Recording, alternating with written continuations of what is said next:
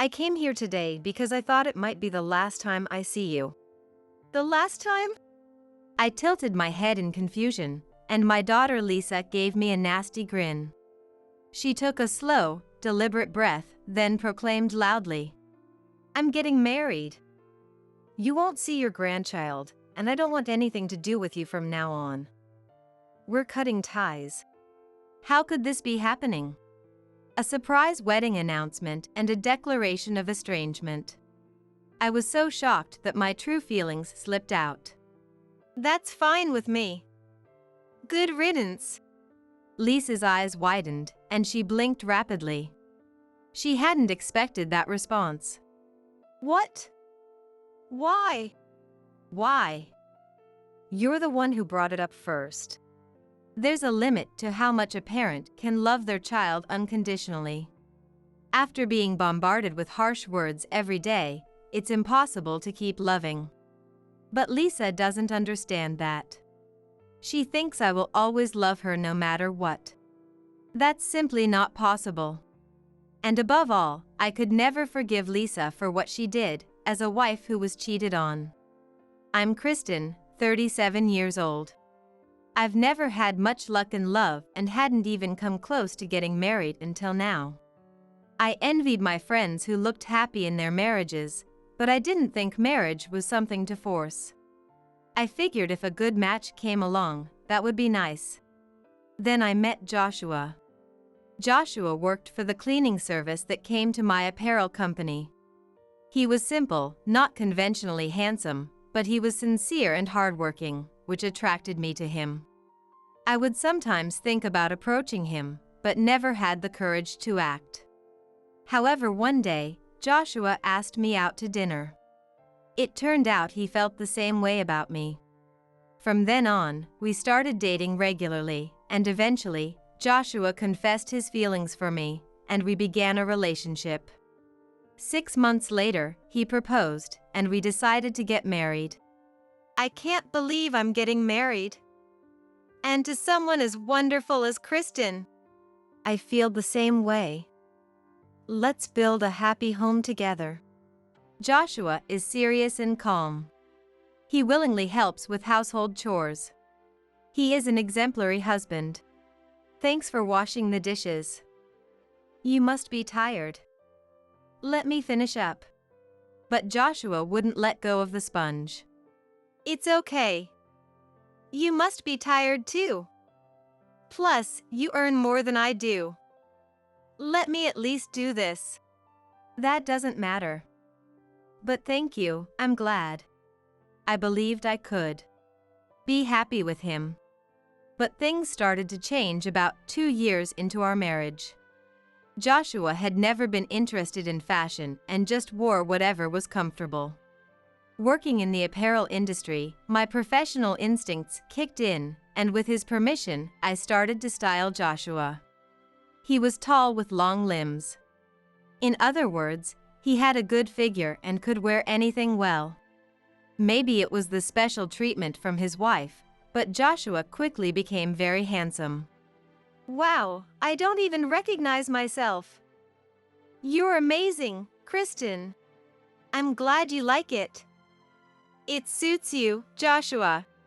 Seeing Joshua happy made me happy too. Little did I know that this would lead to future troubles. Around our first anniversary, I found out I was pregnant and gave birth to our daughter, Lisa. I took maternity leave from work, and my days were consumed by the demands of first-time motherhood.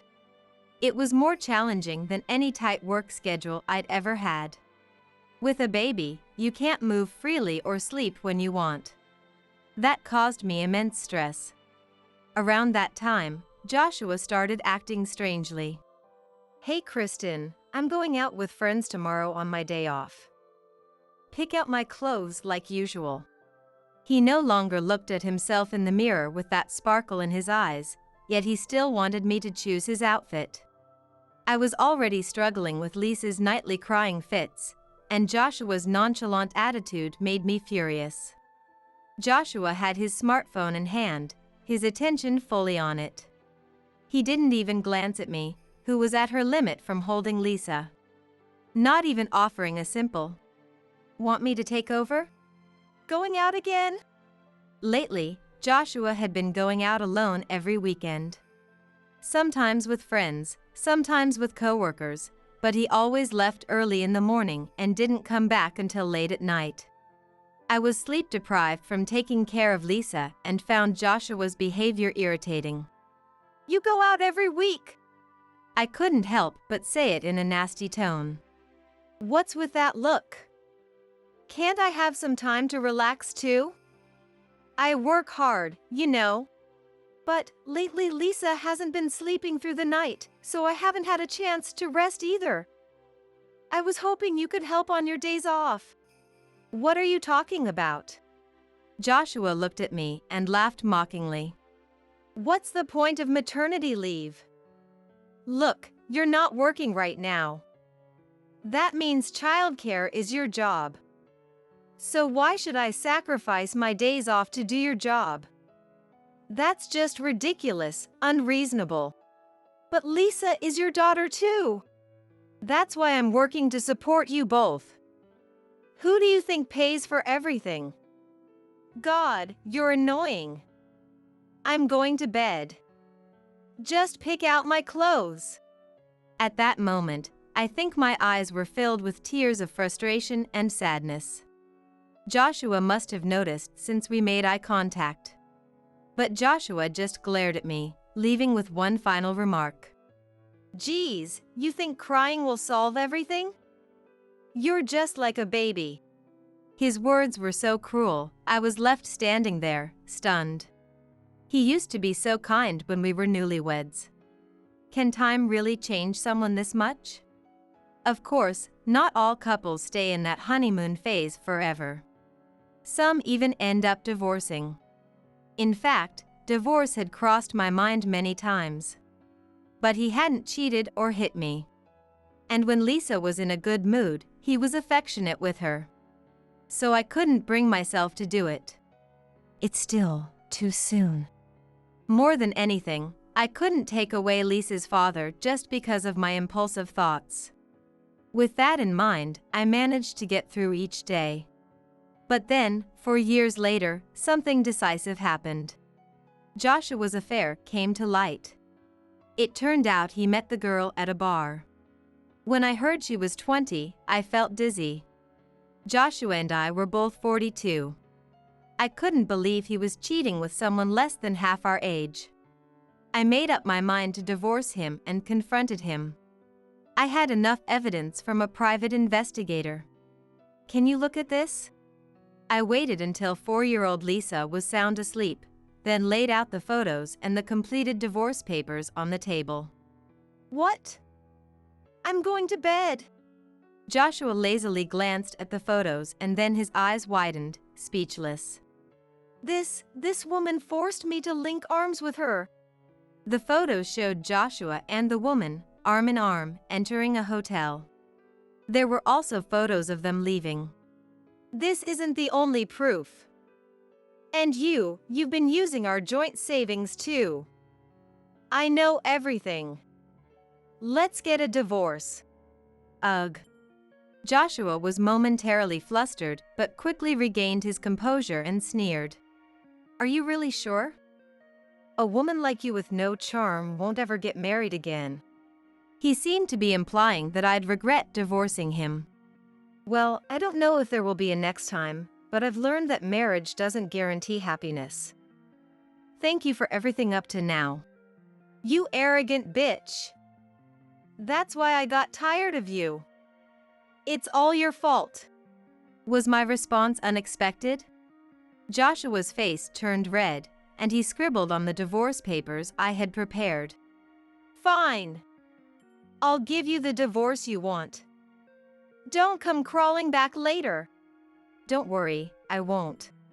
Despite some disputes over child support and alimony, Lisa and I managed to start a new life. Lisa didn't seem very attached to Joshua, but once he was gone, she seemed to miss him. "Dad?" she asked me every day. Surprisingly, Joshua also contacted me regularly. "I want to see Lisa," he would say. Child support and alimony payments were consistently late, and if I could, I wouldn't let him see her. But Joshua is Lisa's father. Would it be cruel to deny Lisa the right to see her father because of my own selfishness? After much deliberation, I arranged for Joshua and Lisa to meet once a month. I really didn't want to see Joshua, so I would drop Lisa off in the morning and pick her up in the evening. During their time together, I was filled with anxiety. I never spoke ill of Joshua to Lisa. In fact, before discovering his affair, I often suppressed my complaints. Dad is always working hard. Dad loves you very much. Anne told her. But the real Joshua was as you see him now. I had inadvertently raised his approval rating, but would Lisa get hurt meeting him? For a while, I was unsure if this was the right thing to do, but every time, I had fun, Lisa would say happily, so the monthly meetings continued. Before I knew it, Lisa had grown up and was now in high school. She was still a child inside, but she looked like an adult. The journey to this point had been incredibly fast. Reflecting on it, I had gone through incredible days juggling work, housework, and childcare. Raising a child is extremely challenging. It's not just about the financial aspect. Right now, I was hitting a wall. Shut up! I know without you having to say it. If you know, then why don't you do it? I'm just asking you to clear your dishes. If you noticed, why can't you just do it too? You don't have to nag me about it. Mom, you're really annoying. Since graduating from middle school, Lisa had plunged into her rebellious phase. She used to help with housework and we had plenty of conversations. But recently, we argued every time we saw each other, and she seemed to avoid me by staying in her room or going out. She was foul-mouthed, and even minor reprimands made her react with extreme distaste. Is this what a rebellious phase is supposed to be like? If this continues, I'll lose my mind. Lately, Lisa's attitude had been particularly terrible. She looked at me like I was something disgusting. When was the last time I saw her smile? I had talked to friends about my distress, but their kids had already passed through their rebellious phases and didn't seem as bad. But a rebellious phase will end eventually, right? I told myself that. I wanted to get along like we used to. Hoping for that, I waited for time to heal things. However, my relationship with Lisa never improved, and the days just passed by. In fact, the situation only got worse. Lisa, you took money from my wallet again, didn't you? Even if we're family, that's theft. Enough is enough. Shut up, old hag! My allowance is too small. You're my mom, so you should give me what I want. I'm giving you enough. What are you spending it on? If you explain, I might agree to give you more.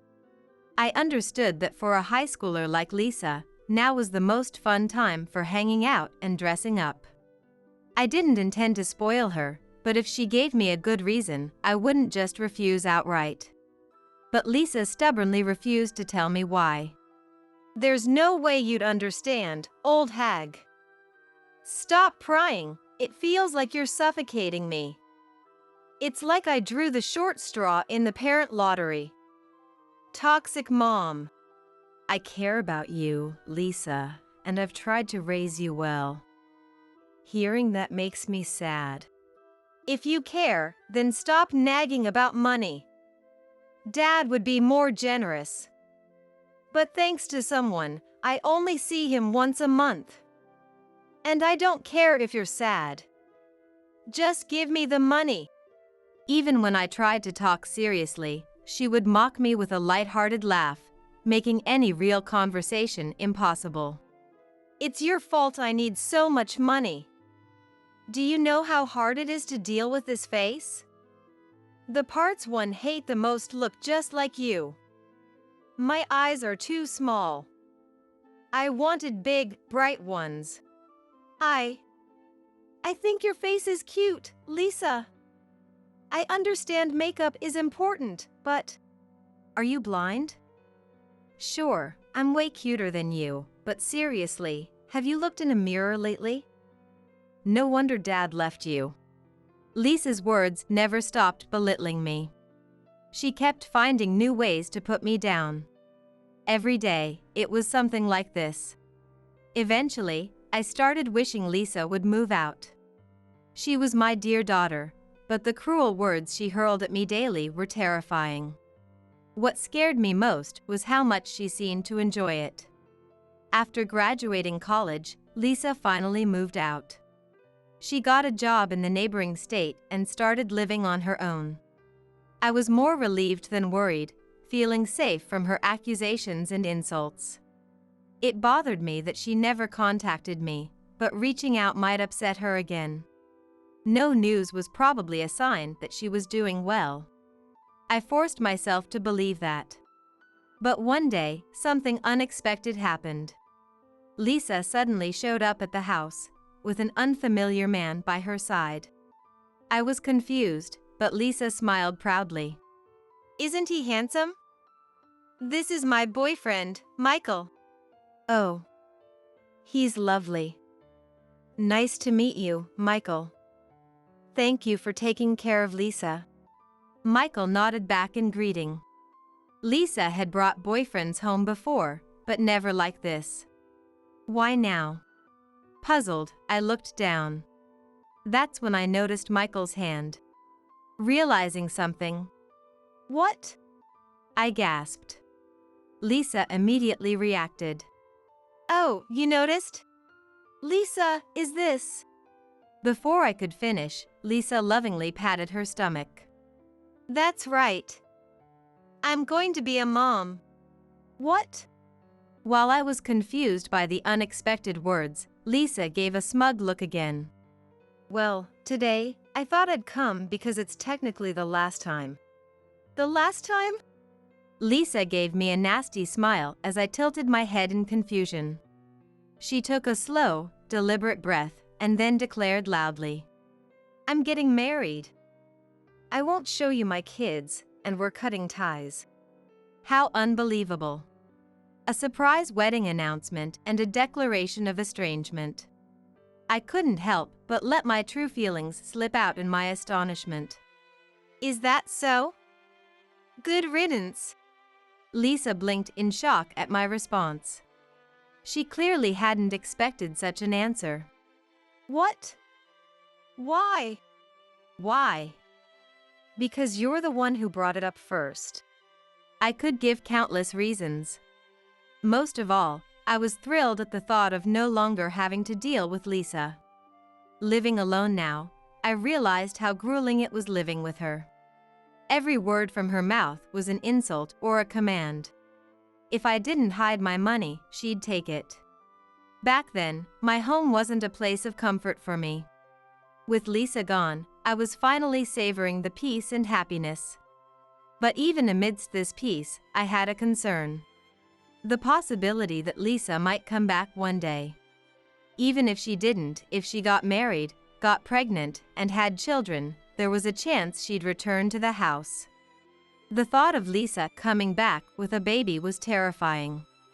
I could vividly imagine being treated like livestock, blamed for the smallest things. But now, Lisa had clearly said it. She wouldn't show me her kids, and we were cutting ties. That meant I wouldn't have to take care of Lisa or her future kids. I could only feel joy. On the other hand, Lisa seemed confused for some reason. Are you okay with it? You won't see your grandkids or me? Yes. No problem at all. Should I write a written pledge? Or maybe we should leave a notarized document? My cheerful response made Lisa's face turn red. Her expression was just like Joshua's. Joshua looked the same way when I demanded a divorce and he started yelling defiantly. Are you really okay with this? I'm your only daughter. If you cut ties with me, you'll never hold your grandkids. Yes, no problem. Your cousin Nancy had a baby last month, so I'll consider Nancy's child as my grandkid. I'll support and cherish them. Lisa looked like she wanted to say something, but finally, fine. Whatever. I have Dad, she said before storming out. Michael hurried after her. By the way, Michael didn't say a single word the whole time he was at our house. With that, my future peaceful life was guaranteed. I spent my days joyfully, but one weekend less than a month later, there was a knock on the door. What could it be? Oh my. The camera on the doorbell showed Lisa, crying hysterically. Oh no. I sighed and reluctantly headed to the door. Long time no see, Lisa. Mom. Lisa tried to jump into my arms, but I avoided her. She stumbled into the door and looked at me resentfully. Then she began to speak immediately. Listen, Mom. Something terrible has happened. Something terrible? I tilted my head, and Lisa nodded. Seeing that, I muttered. Did his wife find out about the affair? The his being Michael from the other day. Mom, did you know he was married? No, I just thought it might be possible. When the two came to greet us, my eyes immediately caught sight of a silver ring on Michael's left ring finger. It was, unmistakably, a wedding ring. For a moment, I thought it might be a matching ring with Lisa, but at that time, Lisa's finger was bare. Knowing Lisa's personality, if she had a ring too, she would have boasted about it to me first. Which meant that only Michael had a ring. Lisa, did you know that he was married? I knew. But he told me things weren't going well with his wife and that they were getting divorced. But now, how did it come to this? This? What happened? I asked, not out of concern but curiosity, and Lisa began talking as if she had been waiting for this moment. I just want to be happy with Michael. But that woman, Michael's wife, she's saying she'll sue me. If her husband was cheating, it's no surprise she'd want to sue. As someone who was once cheated on, I wanted to fully support Michael's wife. Maybe because I didn't take Lisa's side, she puffed her cheeks in obvious annoyance. She continued, sulking. Well, now she's saying she might consider settling out of court. Oh, that's good news. The best thing to do is to pay the money and sincerely apologize. But, you see, I don't have any money. Lisa looked at me with upturned eyes. I realized. This girl came here to ask me for money. Otherwise, she wouldn't have bothered visiting me. Understanding Lisa's true intention, I smiled at her. Lisa looked at me with hopeful eyes. Money shouldn't be an issue, right? You could ask your proud dad for it? Besides, isn't he about to retire just like me? He'll get a retirement bonus. Suddenly, Lisa couldn't hold back anymore and began to shout, talking quickly. I did. I already consulted Dad. I explained everything. But listen, Dad lied. Not only is there no retirement bonus, but he's also unemployed. He hasn't worked in years. If he had money, he would want it for himself. I figured it was something like that. He's always put himself first. But didn't Dad used to work at a big company? Mom spent all the money freely, that's why they divorced. Dad told you that? Lisa nodded. It's all lies. The reason for the divorce was completely different. No way! I heard you were so awful.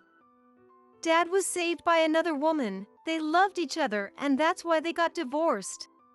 I didn't know at what age he told her this, but what a thing to fill a child's head with. I scratched my head at Joshua's stupidity. So, why is he still single? if he loved that person so much? Lisa looked up at my words. And no matter the circumstances, isn't it against the rules to love someone else when you're already married? This was directed at Lisa herself. If she hadn't known he was married, it would be different, but from the way she spoke earlier, it seemed she knew and still dated him. I couldn't help but point out that it was wrong. Generally, that's true. But for me and Dad, it was just that the timing was wrong. If Michael had met me before that woman, then... Lisa's eyes darted around. Even while defending herself, she seemed to have some awareness of her wrongdoing. Is the reason you've been so hostile and critical towards me because of that person? Has she been saying things to you? Lisa remained silent, not answering. I looked at her abdomen and pointed out. The pregnancy is a lie too, isn't it? Huh? I could faintly smell alcohol on Lisa. Even if it's Lisa, if she were really pregnant, she wouldn't be drinking alcohol. How did you know? Michael didn't notice. Did you tell Michael that you're not pregnant? Of course not. Michael and his current wife aren't getting along because they can't have children. So he was overjoyed when I told him I was pregnant. If he finds out it was a lie, we might break up. I held my head in my hands at her response. Lisa had been using a fictitious child as a bargaining chip in her marriage. She was using it to take Michael away from his wife. It's a relief you're not really pregnant. You can't raise a child. What? How dare you? Just settle out of court. Pay the compensation in installments if you have to. It's the best you can do. As I tried to close the door, Lisa's face turned pale, and she hurriedly held it open. Wait a minute. We're not done talking. Installments? Do you know how long that would take? Who knows? But you're still young. If you try hard enough, you'll manage. Don't close the door. Are you even a mother? Hey! We're not done here. Hey! Her desperate knocking echoed around. Even though she did that, I had no intention of going out. Lisa continued to shout for a while, but eventually gave up and left. The next day, she unexpectedly returned with someone. It was Joshua. Long time no see. Joshua stood arrogantly with his arms crossed, and Lisa, with a sly grin, hid behind him. This smelled like trouble. I wanted to turn them away, but I knew they wouldn't leave quietly. I had no choice but to face them. Today, I had to settle this. To avoid a scene at the front door, I moved to a nearby cafe. As soon as we sat down, Joshua began speaking without even looking at the menu. Hey, I heard from Lisa. That's awful. You have your severance pay, don't you? You should have enough. Ignoring his lies, he aimed to pressure me into giving them money. Would you give up your hard-earned rewards for strangers? What are you talking about? Of course not. Lisa is your daughter, not a stranger. Are you even a mother? She was the one who declared the estrangement. Besides, she's already employed and an adult. I've fulfilled my duties as a mother. No matter how much she insulted or mistreated me, I endured it until she became an adult and graduated from college. And you forgot, didn't you? You still haven't paid the overdue compensation and child support. You ignore my calls about that, but you reach out when you need something. What? That's... He was clearly flustered. So focused on my money, he had forgotten his own debts. I was willing to give up on contacting you because I didn't want to deal with you. But if you're coming to me, I'll pursue the compensation to the ends of the earth. So, Beside the bewildered Joshua, Lisa couldn't wait and shouted. Dad! You said you'd handle this. Why are you losing to Mom? I see. Joshua had come because Lisa pleaded with him. Mom was right. Dad, you're useless. I hadn't said anything that harsh. Hey! I was just tricked by Dad. You get it, right? I'm the victim here. Ever since I graduated middle school, it's been nothing but bad-mouthing Mom. Dad is the worst. The other day, I just slipped up about the estrangement. Let's get along as a family again. I'm your precious daughter, right? She was acting like the heroine of a tragedy. I don't feel the slightest bit guilty. If I had known this would happen, I should have refused all visits back then. You wanted to meet him, so I thought I was being selfish by tying you down. What? What do you mean? You're just like him. Always blaming others, never reflecting, always making excuses that it's not your fault. I thought I had raised Lisa with love every day, but she ended up being just like Joshua, who only visits once a month. And to think she had an affair with a married man. Blood is thicker than water, they say. I truly regret it. I shouldn't have let you meet him. If I hadn't, I wouldn't care so little about my daughter now. Mom! When we see each other every day, you say terrible things. No thanks, no apologies. How can I think of you as a precious daughter after years of such living? Lisa seemed to search for excuses, but apparently couldn't find any. She just stared at me with her mouth moving. You were unconditionally cute when you were little, but without consideration or gratitude, there's no such thing as unconditional love forever. But you're my mom, right? Even looking at Lisa, whose mouth was twitching as she asked, I felt nothing.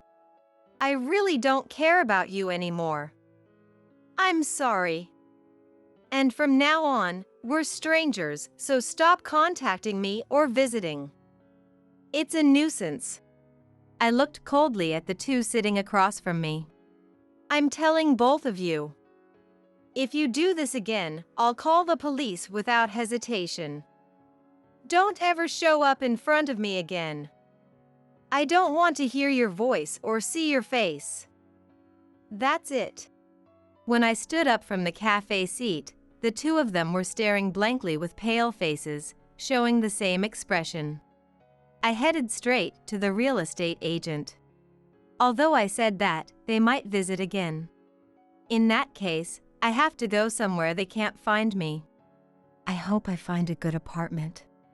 Moving is a hassle, but I walked away feeling refreshed.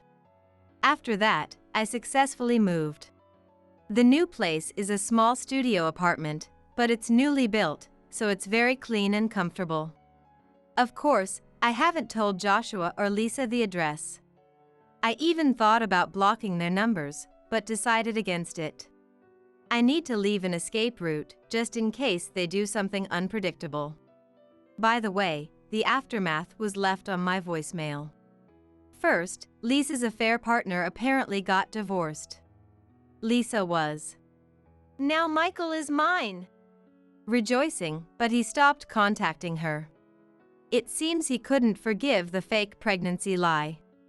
Lisa is being sued for damages by his wife and is paying it off little by little. When she tried to ignore it, they almost showed up at her workplace. The amount was so large that she finally understood the gravity of her actions. I'll never get involved with a married man again. She cried over the phone. She said she no longer meets Joshua. After that conversation, the two had a big fight. Being both selfish, they couldn't reconcile and broke up in a fight. Joshua also left a voicemail on another day. I'm out of money, getting old, and no one cares about me. Lisa ignores me too. I'm all alone and lonely.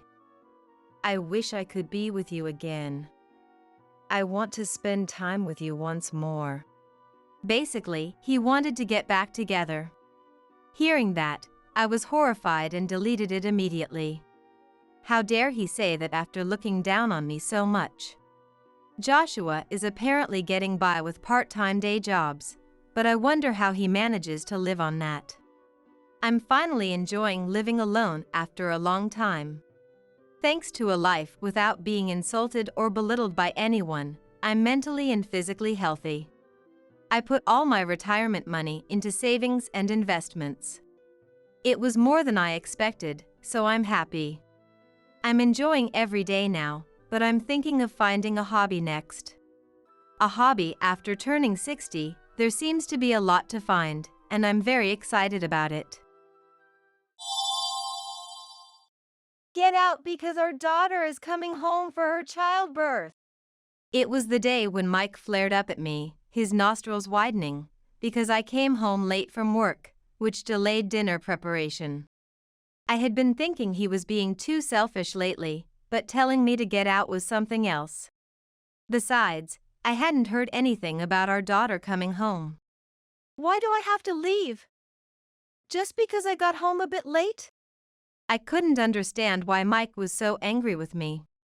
After retiring, Mike has been staying at home all day while I work outside. It's no exaggeration to say that I am the one who earns the living for this house. Yet, I've started to feel sick of Mike's grumpy attitude. You make me so irritated. Don't ever come back. I'll live happily with our daughter and grandchild. Mike's words finally made my anger explode. Fine then. If that's what you say, I'll leave. My name is Sally, I'm 60 years old. I live with my husband Mike. I've been managing a cafe that we opened 10 years ago while also taking care of housework. Mike retired this year at 65. So, during the day, he seems to relax by watching TV or gathering information about horse races. Initially, I wanted Mike to rest after years of hard work, but recently, I've been questioning him not doing anything around the house. But that's not the only bad thing about Mike. He gets angry if I even spend a little time relaxing at home, despite not doing any housework himself. I've worked hard as a company employee for a long time. You're lucky, just running a cafe as a hobby. You don't know the struggles of a company employee. At least work for others in the house. That's Mike's favorite thing to say. He must have been given unreasonable tasks by his superiors when he was working. I understand his frustration. But it's presumptuous of him to tell me to work for others. Also, I'm not running the cafe just as a hobby. I manage it with a strong belief in making customers happy with my cooking. Hiring employees is not something I take lightly. I carry their lives on my shoulders. I didn't want it to be dismissed as a hobby. Mike's high-handed attitude towards me and thinking only about himself has been irritating me daily.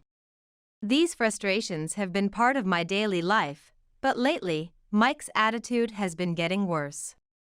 As the owner of the cafe, my life involves going to work every day if there's a staffing shortage. Since all employees are part-timers and we operate on a voluntary shift system, there are often days when shifts aren't filled. Even so, Mike wouldn't do anything about the house. One Sunday, one of the employees told me, Sally, please take a break sometimes. Accepting their kindness, I decided to take a break. While reading in the living room, Mike, who had been reading a horse racing magazine, snapped at me with a scary face. It's already 0 p.m. Stop reading such books and quickly make lunch. I was so engrossed in my reading that I hadn't realized it was already lunchtime. But that's no reason to get angry. After all, there were things Mike could have done instead, like giving me a heads up a bit earlier or preparing something himself. I had many things I wanted to say, but I knew arguing would only lead to more retorts. I sighed and responded, Sorry, I completely forgot. What would you like? Just make anything quickly. I'm hungry. I ended up making pizza at Mike's insistence. Unfortunately, we were out of bacon, so I used chicken instead. Sorry for the delay. Pizza only? Isn't there any soup or salad? And chicken pizza is the worst. Make it again. Mike grimaced at the pizza I had made with effort. I never expected such heartless words, and it made me want to frown. What? But we don't have any bacon, and making something else would take more time. Then go buy some. Mike waved me off as if shooing a fly. This was too much. But arguing here would only make him angrier, I could see that. In the end, I rushed out to buy bacon.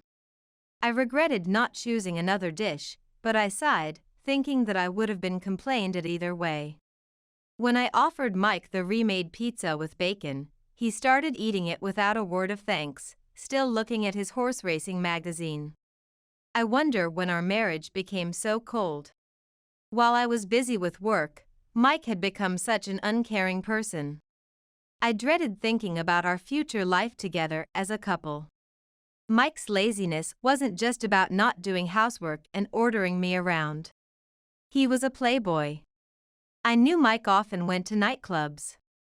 Once, I had confronted him. Why do you go to places like that? But even then, are you criticizing my hobby? You run a cafe as a hobby, don't you? It's the same thing. Mike retorted with a nonsensical logic. Needless to say, I was unconvinced by such an excuse, but no matter how much I scolded him, Mike wouldn't stop going to nightclubs. Since he retired, he had more free time and thus went out to play even more. When I confided in a friend, she naturally suggested, "Why don't you divorce him?" That's easier said than done. Of course. Though I understood, I couldn't easily make the decision to divorce. I married Mike when I was 35, and frankly, I thought it was a miracle that I got married at all. I lacked confidence in my looks and didn't come from a particularly good family background. Coming from a poor family, I thought I'd end up living a lonely, single life, so I was very happy to have married Mike. Moreover, Mike wasn't always this domineering. It was my fault for pampering him too much. Mike had grown arrogant with age and became selfish. Considering this, I had convinced myself that having an unreasonable husband was better than being alone. I also naively hoped that Mike might mellow with age. Like the old Mike, I hoped he would settle down as he got older. I'm going to the races today. One Saturday, Mike left for the races, humming a tune. He was always in a good mood when going to the races. I had work that day, but if it made Mike a little happier, I wanted him to go, as long as he stayed within his allowance for betting.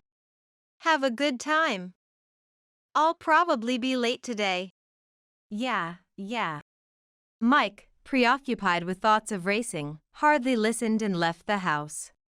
I went to work as usual. Looking at the cloudless sky, I felt geared up for another busy day. I'm home. It was 10 p.m. when I finished work.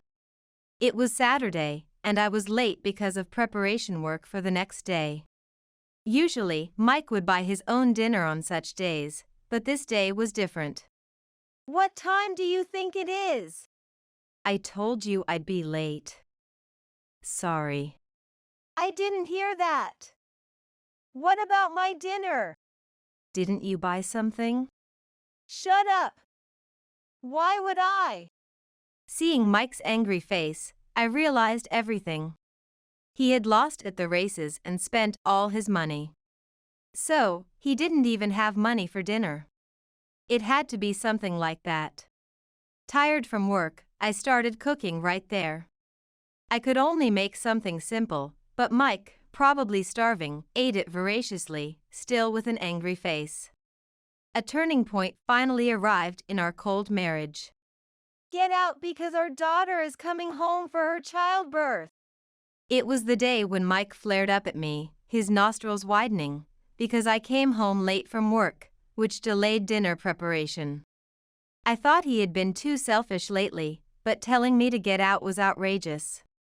Besides, I hadn't heard anything about our daughter coming home. Mike and I have a daughter named Mary. Mary is 30 this year and moved out after getting married 2 years ago. Truth be told, though she's called our daughter, she's not related to me by blood. She's Mike's daughter from a previous relationship. But I raised Mary as if she were my own daughter. We became a family when Mary was 5 years old, and it was quite a struggle to build a relationship of trust. I patiently talked to Mary, gave her what she wanted, and even had fights, through which she started to treat me like her real mother. I was lonely after she got married, but as long as Mary was happy, I was content. It was about 7 months ago that I received a call from Mary, telling me she was pregnant. Of course, I was happy, and so was Mike. He was thrilled. Seeing him so excited about meeting his grandchild made me feel warmly towards him, realizing he had such adorable sides. Mary is coming home for her childbirth? Why does Mike know such a thing while I don't? I wasn't even aware that Mary was planning to come home for the childbirth. I had assumed she would give birth at a hospital near our house. I didn't know she was planning to come home for her childbirth. That's because you're not trusted, so you weren't told. Mike mocked me, as if belittling me. Indeed, since I'm not blood related to Mary, I can't know for sure if I'm truly trusted unless I ask her. But is it possible that she wouldn't tell me about her plans for coming home for childbirth? Or is Mike lying? I wanted to confront Mike, but more than that, I was irritated by being told to leave. Why do I have to leave? Just because I got home a bit late? I couldn't understand why Mike was so angry with me. Mike has been at home since his retirement, while I work outside all day. It's no exaggeration to say that our household living expenses are covered thanks to my job. Sure, dinner might be late sometimes, but that's always because I get home late from work. Even so, I always make sure to prepare dinner, no matter how late it is. Yet, I've started to feel sick of Mike's annoying attitude. You irritate me just by being here. Don't ever come back. I have other women, and I'll live happily with my daughter and my grandchild. Mike's words finally made my anger explode. He doesn't realize what will happen if I leave, even though I'm the one paying the $1,500 monthly mortgage. All right then. If that's how it is, I'll leave. Angered by Mike's disdainful words, I went back to my room and pulled out a large carry-on bag. I started packing the essentials, clothes, cosmetics, etc. I couldn't fit everything, so I had to compromise. Of course, I made sure to pack important items like money and debit cards properly. After managing to pack everything, I made my way to the entrance. What's going on? Why do you have such a big bag? You told me to leave, so I'm leaving. Oh, that's good. The thought of not having to see your face anymore is relieving. I felt disgusted with Mike, who seemed happy only at times like this, despite being incapable of doing any household chores by himself.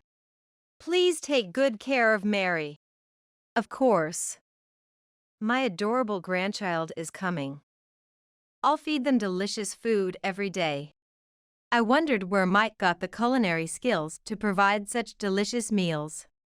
Maybe he plans to dine out every night? Doing so would surely deplete any amount of money. Even with a pension, daily dining out would quickly drain it, which was easy to predict. Yet, Mike seemed completely unconcerned about money, smirking unpleasantly. Eager to get away from this man, I said. Well then. And left the house. He can try his best to take care of his daughter. He'll surely give up soon anyway. After leaving home, I first looked for a hotel to stay in for the night. I found a budget business hotel and decided to stay there for the time being. But obviously, I couldn't stay in a hotel for many days. That would surely lead to bankruptcy on my part. I called a single friend of mine to negotiate if I could stay with her for a while. Knowing it was a bold request, I offered to take care of the house and cook meals in return, and she kindly accepted. I was touched by the support of friends, grateful to be allowed to stay from the next day. After checking into the hotel, I planned my next move. I could predict that Mike, unable to do household chores, would be at a loss just by my leaving, but that alone wouldn't quell my anger. I wanted to make him regret having led such a lazy life, dumping all the household chores on me, and showering me with verbal abuse. The next day, after finishing some errands, I headed to my friend's house. It had been a while since we'd seen each other, and she was happy to see me. I once again asked if I could stay for a while and entered her home. "It's unlike you, Sally, to be kicked out of your house." Well, it's more like I left on my own. I've had enough of living with Mike. "So, are you planning to get a divorce?" I'm considering it. As I sipped the coffee my friend had made, I reflected on my married life. Though it happened that I was kicked out, it was inevitable that my life with Mike would have ended sooner or later. Things were fine while Mike was working. I never imagined he would fall so far after retirement. Everyone deserves a rest after years of hard work. But that doesn't give him the right to take it out on his wife. Mike's attitude had cooled my heart towards him. Later, I put my luggage in the room my friend showed me and made the bed. She said I could relax today, so I laid down on the bed. So much had happened in the past 2 days.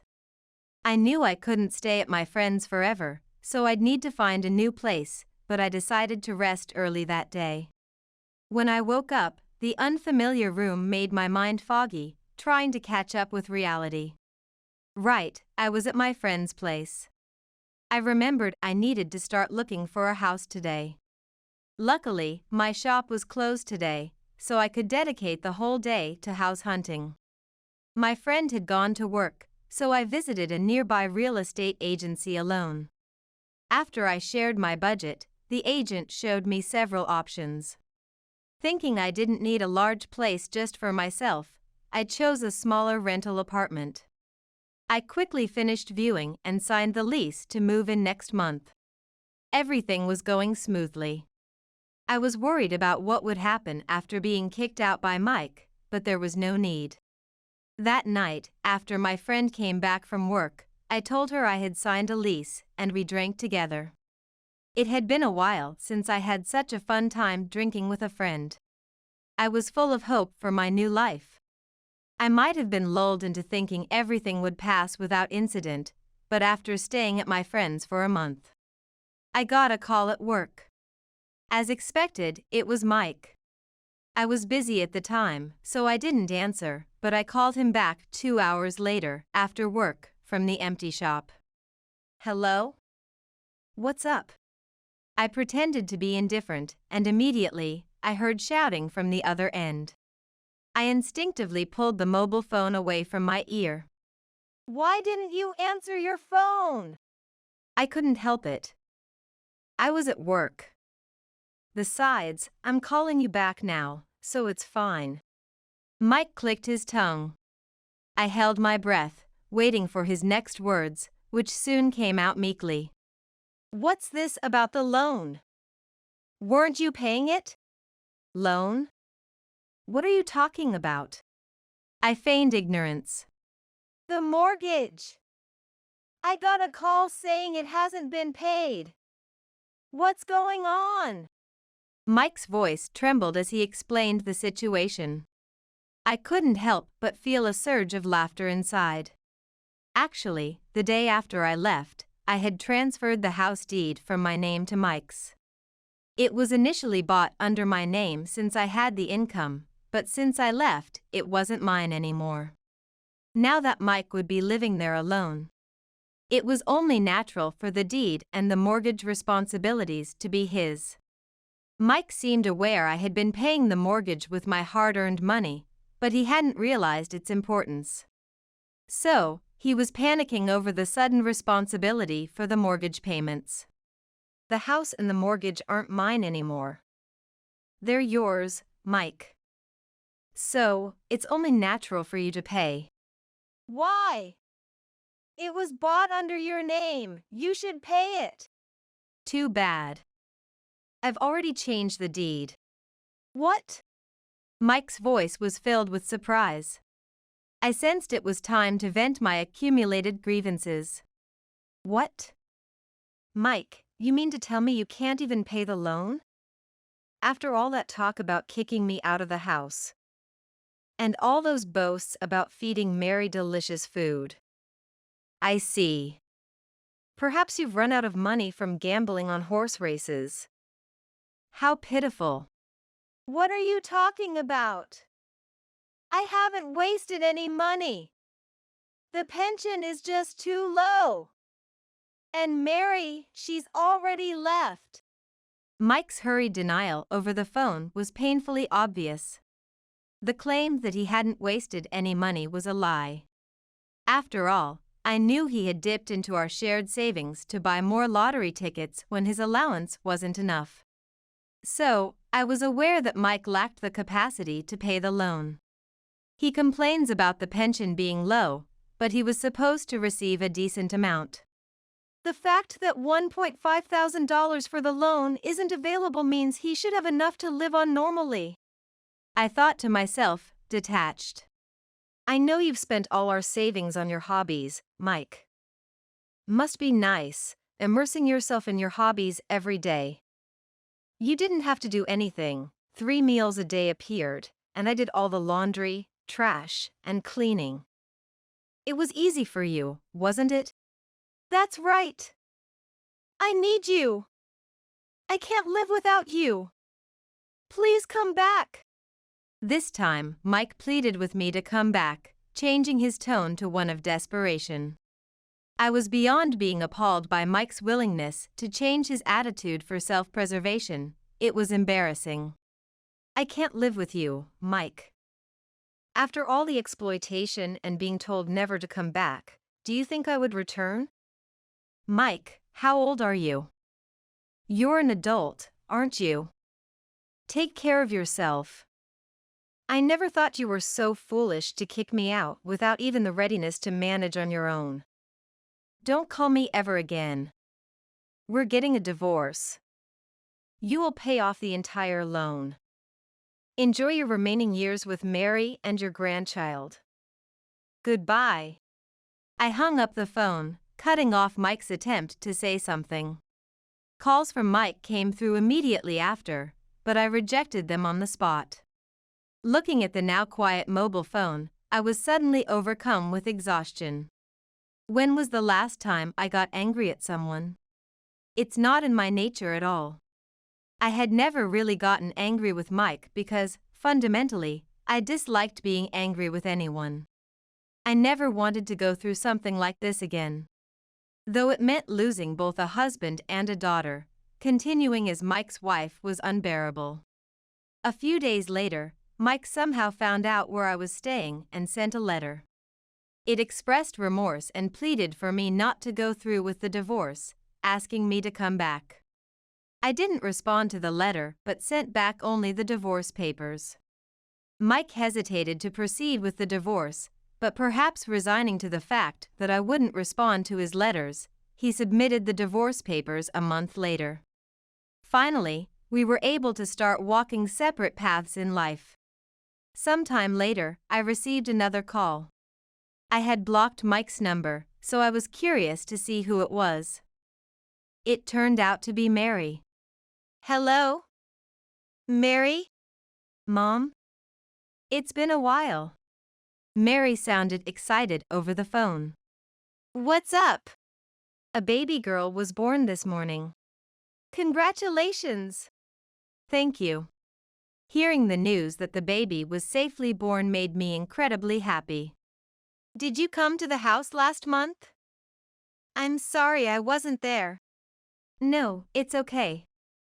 I wanted to surprise you by coming home for just one day. But only Dad was there, and he misunderstood about the childbirth. When I asked where you were, he said you had left. I realized Dad had kicked you out, so I left immediately. Mary shared what had happened after I left the house. So that was it.